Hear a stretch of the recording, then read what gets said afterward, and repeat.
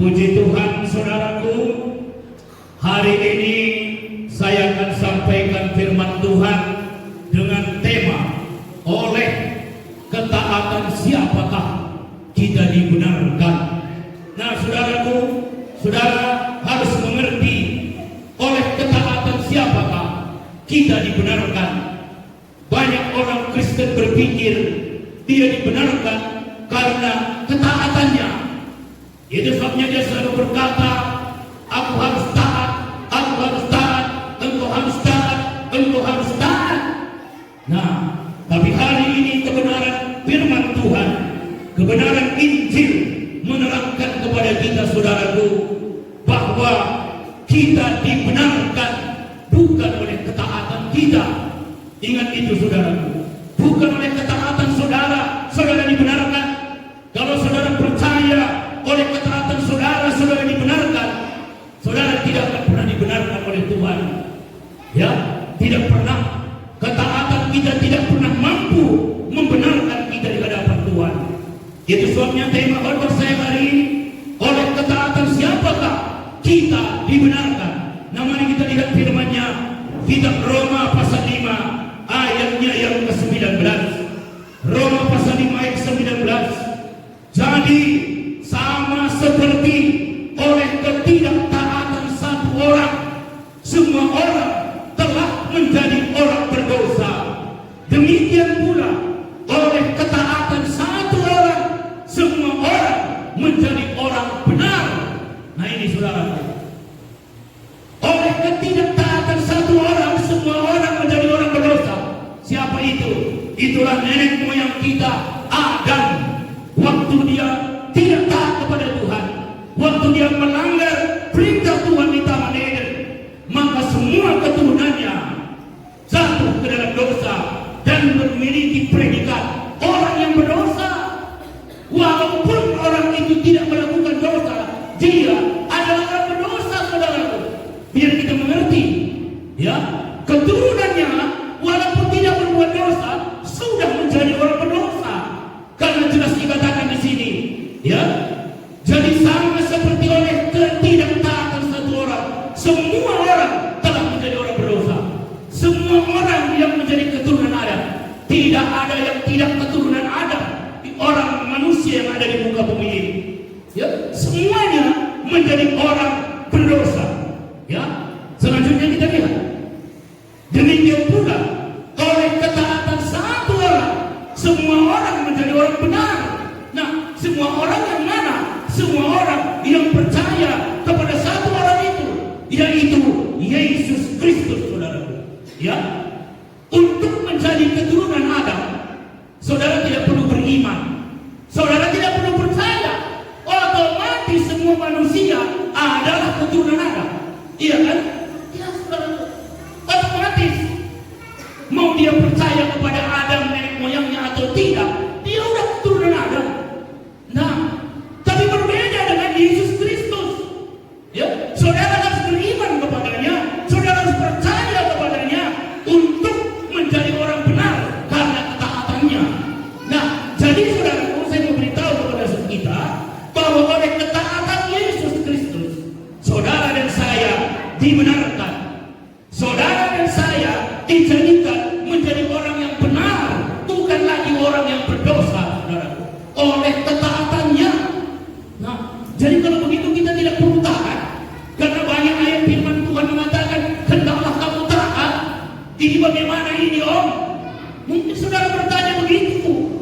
Nah, dasarnya, saudara, ini dia. Ketaatan kita sumbernya harus dari ketaatan iman kepada ketaatan Yesus. Ya, saudara harus percaya, saudara menjadi orang benar, saudara dijadikan bukan lagi orang berdosa karena ketaatan Yesus, bukan karena ketaatan kita, bukan karena ketaatan kita, saudara, tapi karena ketaatan Dia. Itu saudara percaya, aku orang benar, aku bukan lagi orang berdosa karena ketaatan Yesus Kristus, karena aku menerima ketaatan Yesus di dalam hidupku. Ya, saudara harus beriman, ketaatan Yesuslah yang menjadikan saudara orang benar. Ketaatan Yesuslah yang menjadikan saudara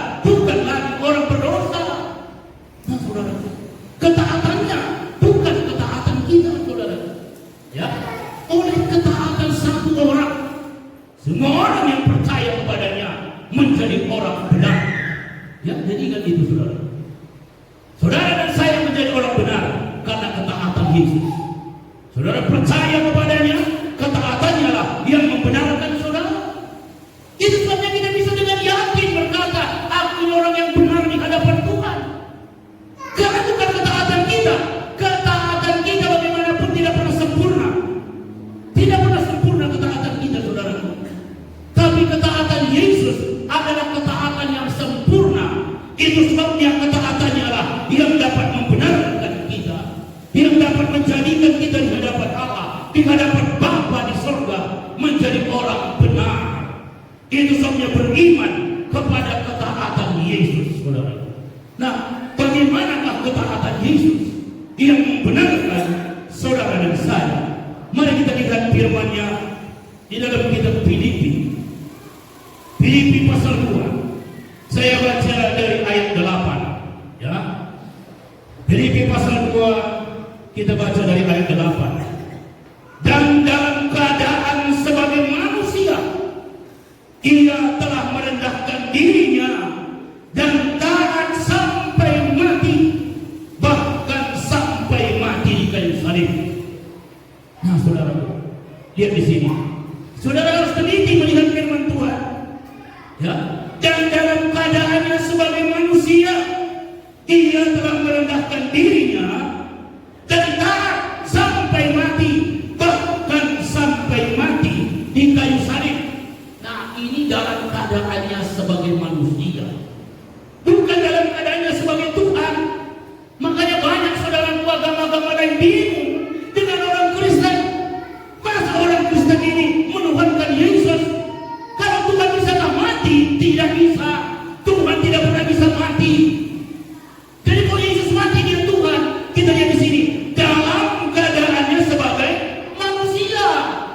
Karena Yesus itu adalah Allah dalam rupa manusia.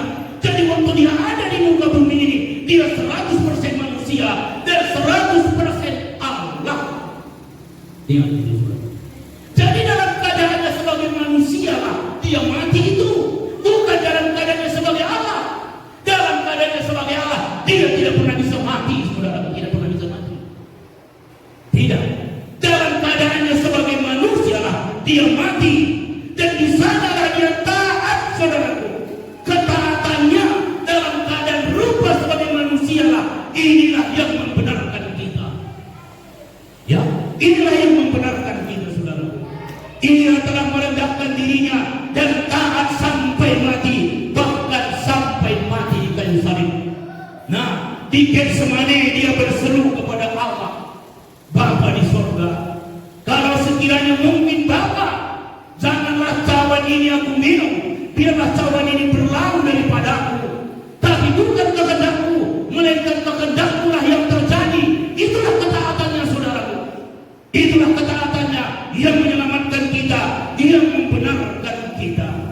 Dan akhirnya dalam keadaannya sebagai manusia, ia taat sampai mati, bahkan sampai mati di kayu salib. Ketaatannya inilah yang membuat saudara dan saya benar di hadapan Tuhan. Ketaatannya yang kita imani bagi kita, saudaraku. Itulah yang membenarkan saudara dan saya di hadapan Allah. Ayat 9. Itulah sebabnya Allah sangat meninggikan dia dan mengaruniakan kepadanya nama di atas segala nama, supaya di dalam nama Yesus bertekuk lutut segala yang ada di langit dan yang ada di atas bumi dan yang ada di bawah bumi, dan segala lidah mengaku Yesus Kristus adalah Tuhan, bagi kemuliaan Allah Bapa. Nah, saudaraku, itulah nama Yesus. Nama Yesus yang telah taat saudara di kayu salib sampai mati untuk membenarkan kita di hadapan Allah. Kepadanya dikaruniakan nama di atas segala nama, ya, supaya dalam nama Yesus bertekuk lutut segala yang ada di langit dan yang ada di atas bumi dan yang ada di bawah bumi. Hari ini belum digenapi, saudaraku. Tidak semua orang mengakui dia Yesus Tuhan. Tidak semua orang mau menyembah dia atau bertekuk lutut di hadapannya. Belum semua lidah mengaku Dia adalah Tuhan. Tapi yang tunggu akan tiba saatnya di hari penghakiman nanti, saudara. Semua lidah mengaku Dia adalah Tuhan. Dan Dialah hakim yang akan datang untuk menghakimi orang yang hidup dan yang mati, saudara. Tapi saudara dan saya dibebaskan dari penghakiman itu. Kenapa? Karena saudara telah menerima ketaatannya. Saudara telah menerima karyanya. Kita dibebaskan dari segala penghakiman. Yang dihakimi adalah orang yang hari ini tidak mau mengakui Dia Tuhan. Yang dihakimi nanti adalah orang yang tidak mau mengakui Dia Tuhan, yang tidak menerima karya penebusannya di Golgota. Itulah nanti yang dihakimi, saudaraku. Dia hakimnya. Dia hakimnya, saudaraku. Dialah hakim akhir zaman. Dialah hakim hari kiamat. Di buku-buku agama lain pun ada tertulis itu. Bukan hanya di Alkitab kita ini. Dialah hakim hari kiamat. Dan Dia adalah Tuhan. Dia adalah Tuhan, saudaraku. Namanya nama di atas segala nama. Dan akan tiba saatnya setiap lidah, setiap lutut akan mengaku Dia Tuhan. Setiap lutut akan menyembah Dia Tuhan, saudaraku. Hari ini orang masih bisa membantah Dia Tuhan. Hari ini orang bisa menghujat Dia. Ya, tapi akan tiba saatnya ayat ini digenapi. Setiap lidah akan mengaku Dia Tuhan. Setiap lutut akan berteduh di hadapannya dan menyembahnya. Engkau adalah Tuhan. Tapi di sana sudah penyesalan, sudah terlambat. Dialah yang nanti menentukan hukuman setiap orang, saudara. Tapi saudara dan saya yang hari ini, dengan lidah saudara, dengan iman saudara, saudara mengakui Dia Tuhan, saudara. Saudara mengakui Dia Juru Selamat, saudara. Kita dibebaskan dari segala tuntutan. Roma pasal 8:1 demikianlah sekarang. Tidak ada penghukuman, tidak ada penghakiman bagi mereka yang ada dalam Kristus Yesus. Tidak ada penghakiman, tidak ada penghukuman lagi. Insya-Allah kita bisa bersuka cita hari ini. Kita bisa memuliakan Dia. Kita tidak terancam dengan neraka yang kekal. Tidak. Ya, orang yang tidak percaya Yesus ada di bawah ancaman kematian yang kekal, penghakiman yang kekal, neraka yang kekal, saudara. Neraka yang kekal. Tidak ada agama di dunia ini yang menjanjikan kepastian keselamatan. Hanya Yesus Kristus. Hanya Yesus Kristus. Hanya Dia yang memberikan kepastian, kelepasan dari neraka yang kekal, dan kepastian masuk hidup yang kekal, surga yang kekal, saudara. Dan surga yang kekal ataupun hidup yang kekal itu bukan nanti kita dapatkan, tetapi hari ini. Yesus berkata, barang siapa percaya kepadaku, di dalam dirinya ada hidup kekal. Itu Yesus katakan. Barang siapa percaya kepadaku, dalam dirinya ada hidup kekal. Berarti bukan nanti kita terima hidup kekal itu. Sekarang kita sudah hidup di dalam hidup yang kekal itu, saudara. Selagi pun kita ada di dalam dunia ini. Itu maka teguhkan iman saudara kepada Yesus Kristus, saudara. Jangan pernah beralih iman saudara dari Yesus Kristus, karena hanya Dialah yang menjamin surga dengan pasti. Tidak ada nabi yang bisa memastikan seseorang untuk bisa selamat masuk surga. Tidak ada. Ya, tidak pernah ada. Dalam kitab kita ini berkata, saudara, tentang Yesuslah semua nabi bersaksi bahwa barang siapa percaya kepadanya, dia akan mendapatkan keselamatan. Semua nabi bersaksi. Jadi kalau ada nabi yang tidak bersaksi tentang di dalam Yesus ada keselamatan, itu nabi palsu, saudara. Biar saudara tahu. Ya, karena kita berkata tentang Yesuslah semua nabi bersaksi. Ya. Makanya kalau ada orang mengaku aku punya karunia nabi, katanya, datang kepada saudara, tanya aja dia, apakah kau percaya Yesus Tuhan, Yesus Juru Selamat? Bilang, kalau tidak, katanya itu berarti nabi dong. Ya, ya, nabi palsu. Karena kita sudah berkata tentang Dia semua nabi bersaksi bahwa barang siapa percaya kepadanya, ia akan mendapatkan keselamatan, mendapatkan pengampunan dosa. Semua nabi menunjuk kepada satu pribadi dari kitab Kejadian sampai Wahyu, inti yang sebenarnya adalah Yesus Kristus, saudara. Setiap pasal, setiap ayat Alkitab ini mengarahkan saudara kepada satu pribadi, Yesus Kristus. Ke sana setiap ayat ini mengarahkan kita untuk beriman kepada Dia, untuk memandang kepada Dia, untuk berharap kepadanya, saudara. Ya, makanya banyak orang membaca Alkitab, tapi dengan membaca Alkitab dia bukan mengarahkan matanya kepada Yesus. Itu adalah salah, saudara. Setiap pasal, setiap ayat dalam Alkitab tujuannya hanya satu, mengarahkan kita kepada satu pribadi, Yesus Kristus. Ya, itu tujuannya ayat-ayat Alkitab ini. Makanya kalau ada orang baca Alkitab, tapi semakin dia tidak mengenal Yesus, semakin dia bukan memandang kepada Yesus, ya, maka berarti dia salah membaca Alkitab, saudara. Kan pernah saya khotbahkan, Yesus berkata, engkau membaca kitab-kitab suci karena kau percaya bahwa di dalamnya kau akan mendapatkan hidup yang kekal. Tetapi walaupun kitab suci itu berbicara tentang aku, kata Yesus, namun kau tidak mau datang kepada aku untuk memperoleh hidup kekal itu. Nah, saudara, kitab suci berbicara tentang Dia, mengarahkan kita kepadanya, bukan mengarahkan kita kepada diri kita, kepada perbuatan kita, tidak, mengarahkan kita kepada Dia saja, mengarahkan iman kita kepada Dia saja, saudara. Tentang Dia semua Nabi bersaksi, tentang Dia setiap pasal dan ayat Alkitab ini mengarahkan saudara untuk lebih beriman, yang lebih mengenal Yesus dengan benar di dalam hidup kita, saudara. Nama Yesus, nama di atas segala nama. Akan tiba saatnya setiap lidah akan mengaku, setiap lutut akan bertelur di hadapannya dan mengaku, Engkau adalah Tuhan. Engkau adalah Tuhan. Tapi walaupun mereka berseru-seru Engkau adalah Tuhan, nanti di hari penghakiman semuanya sudah terlambat. Makanya puji syukur kalau hari ini kita, saudara dan saya, mengakui Dia Yesus Tuhan. Di dalam diri kita ada hidup yang kekal. Mari kita selanjutnya lihat dalam kitab Ibrani, bagaimana ketaatan Yesus Kristus, saudaraku, yang membenarkan kita. Kitab Ibrani pasal 5. Saya baca dari ayat 7.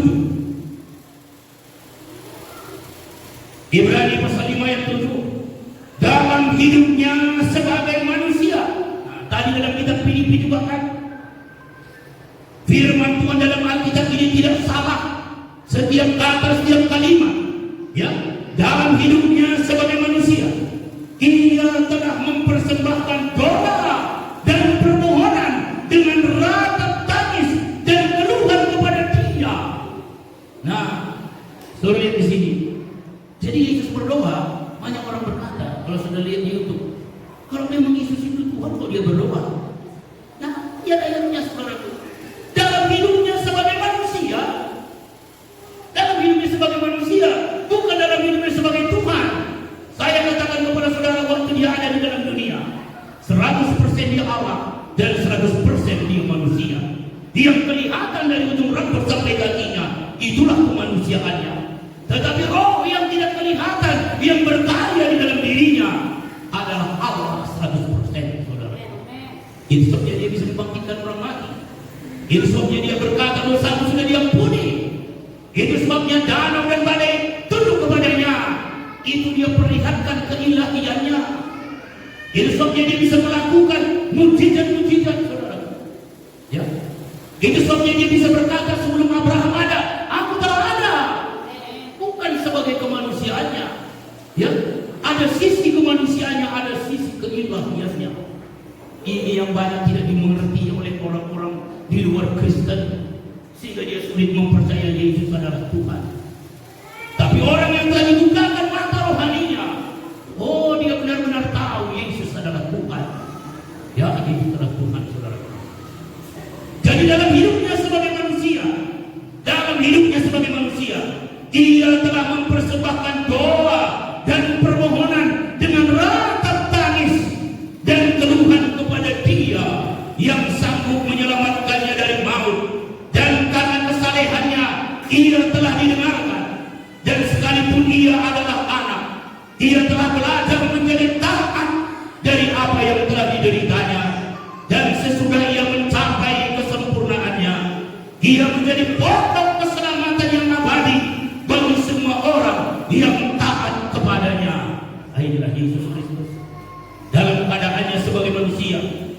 Ia telah menaikkan doa dan permohonan dengan ratap tangis kepada Allah. Ya, nah jadi Yesus itu waktu sebagai manusia, ya dia berdoa juga kepada Allah. Bapa katanya, saudara. Bapa katanya. Ya, itu maka ada istilah Tritunggal. Tapi itu sebenarnya tidak ada dalam Alkitab. Itu hanya untuk menggambarkan, saudaraku, bagaimana Yesus dalam keadaannya sebagai manusia berdoa kepada Allah, ya, kepada Bapa, dan dia berkata Bapa dan aku adalah satu, menyatu dengan Dia, saudara. Ya, pada mulanya adalah Firman. Firman itu bersama-sama dengan Allah, dan Firman itu adalah Allah. Makanya Yesus waktu dia ada di dunia 100% manusia, 100% Allah. Tetapi hari ini dia 100% Allah. Dia bukan lagi manusia, saudara. Dikatakan di dalam kitab Wahyu dia hari ini adalah Allah, Alfa dan Omega. Ya, jadi waktu dia 100% manusia dan 100% Allah hanya 33,5 tahun.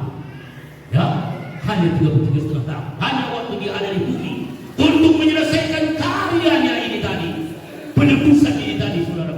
Setelah sempurna karya penebusannya, ya, maka dia telah dikatakan di sini menjadi pokok keselamatan yang abadi, ya, menjadi pokok keselamatan yang abadi. Dan sesudah ia mencapai kesempurnaannya, ia menjadi pokok keselamatan yang abadi bagi semua orang yang taat kepadanya. Saudaraku, waktu saudara menerima ketaatan Yesus yang membenarkan saudara, maka saudara dinilai Tuhan taat kepadanya. Itu saudara. Waktu kita terima ketaatannya membenarkan kita, menyelamatkan kita, maka kita dinilainya orang yang taat di hadapannya. Dan roh ketaatan dari Yesus mengalir di dalam kehidupan kita. Nah, bagaimana ketaatannya? Yesus adalah yang taat, ya, melaksanakan kehendak Allah Bapa waktu dia masih ada dalam keadaan hukum manusia. Itulah yang membenarkan kita, dan ketaatannya itulah yang menyelamatkan kita, saudaraku. Dan kalau kita percaya ketaatannya menyelamatkan kita, ketaatannya membenarkan kita, maka ketaatan Yesus itu akan berbuah di dalam kehidupan kita. Ya, roh ketaatan yang ada di dalam Yesus akan diberikan kepada kita. Mari kita baca dalam kitab Yesaya pasal 36. Yesaya pasal 11 itu yang pertama, saudara. Yesaya pasal 11 ayat 19. Aku akan memberikan kepada mereka hati yang lain dan roh yang baru di dalam batin mereka. Juga aku akan menjauhkan dari tubuh mereka hati yang keras dan memberikan mereka hati yang taat. Ini, saudaraku. Jadi kalau kita percaya ketaatan Yesuslah yang membenarkan kita, maka Dia yang memberikan kepada kita hati yang taat. Jadi hati yang taat itu tidak bisa kita buat sendiri, tidak bisa kita ciptakan sendiri dalam diri kita. Oh, aku buat diriku ini menjadi taat, mulai besok aku menjadi orang yang taat. Nggak bisa, saudaraku. Ketaatan itu kita terima dari Dia. Pada waktu kita percaya ketaatannya yang membenarkan kita, maka Dia memberi kepada kita hati yang taat. Ya? Makanya taat kepada Tuhan itu tidak susah. Kenapa orang merasa susah untuk menjadi taat? Karena ketaatan dia bukan ketaatan Tuhan di dalam dirinya. Dia berusaha untuk menjadi taat, dia berusaha untuk menjadi taat, dan dia kira dia sudah taat di hadapan Tuhan. Tidak, saudara tidak perlu berusaha untuk menjadi taat. Tapi terimalah dari Dia hati yang taat, saudaraku. Tidak bisa kita buat diri kita menjadi taat. Ya, kan jelas di sini dikatakan dan memberikan mereka hati yang taat. Berarti ketaatan itu kita terima. Bagaimana kita menerimanya? Waktu kita percaya ketaatannya lah yang membenarkan kita, maka ketaatan Yesus membuat hati kita masuk dalam hati kita, sehingga hati kita menjadi hati yang taat. Ya, dan memberikan mereka hati yang taat, memberikan mereka hati yang taat. Ya, saudara lihat di sini, memberikan mereka hati yang taat. itu bukan ada di dalam kita ketaatan itu. Kita harus terima ketaatan itu, saudara. Hati yang taat itu kita terima dari Dia. Pada saat kita percaya ketaatan yang membenarkan kita, maka kita terima ketaatan dari Dia. Dan ketaatan yang demikianlah yang berkenan di hadapan Tuhan. Ketaatan yang demikianlah yang berbau harum di hadapan Tuhan, saudara. Ya. Selanjutnya di dalam kitab Yesaya pasal 36. Yesaya 36 dari ayat 26 saya baca sampai ayatnya yang ke-30. Kamu akan kuberikan hati yang baru dan roh yang baru di dalam batinmu, dan aku akan menjauhkan dari tubuhmu hati yang keras, dan kuberikan kepadamu hati yang taat. Saudara lihat di sini, perbuatan manusia kan? Perbuatan kita kan? Saudara lihat, aku, kata Tuhan.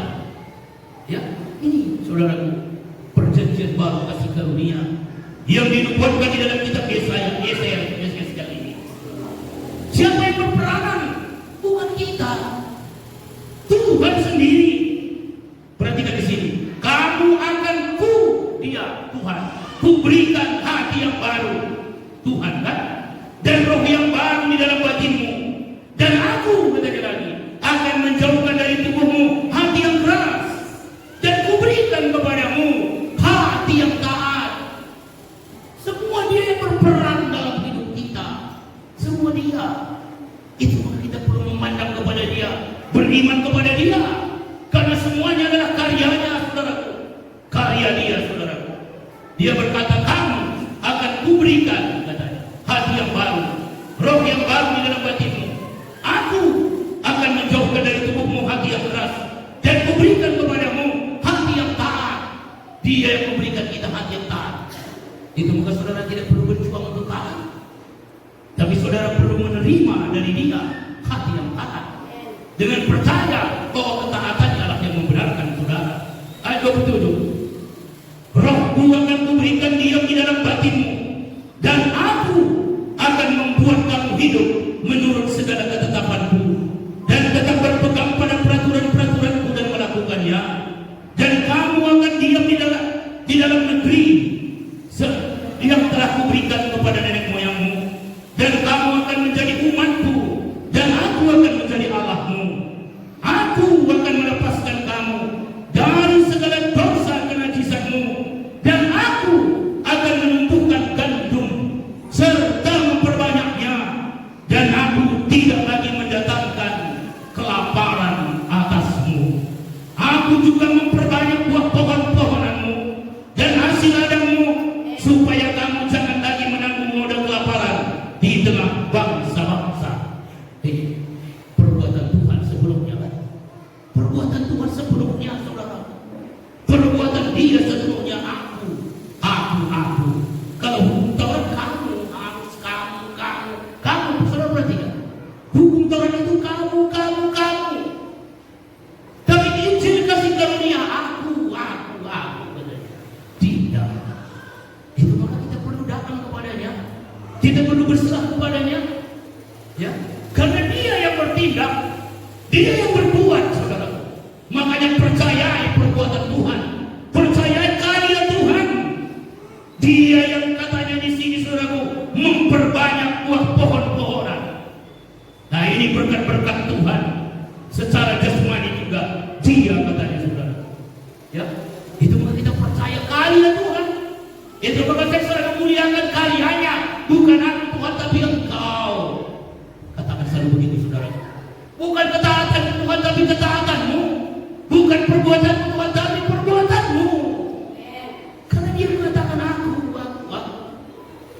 Saudara percaya, saudara tidak perlu bersusah payah, ya, untuk menjadi benar. Banyak orang berusaha untuk menjadi benar, tidak akan pernah bisa benar. Karena kebenaran itu adalah anugerah Tuhan yang perlu kita terima dari Dia. Terima, percayai perbuatannya yang ajaib dan dahsyat, yang telah sempurna di kayu salib. Hari ini hanya kita perlu beriman, mempercayainya dalam hidup kita, saudara. Dia yang melakukannya, Dia yang berbuat di dalam hidup kita. Itu sebabnya percaya oleh ketaatan Yesus Kristus. Kita semua telah dibenarkan, kita diselamatkan, kita diperkenankan, saudara. Ya, itu maka saudara dan saya hari ini, kalau saudara percaya ketaatannya yang membenarkan saudara, saudara dinilai Tuhan orang yang taat di hadapan, orang yang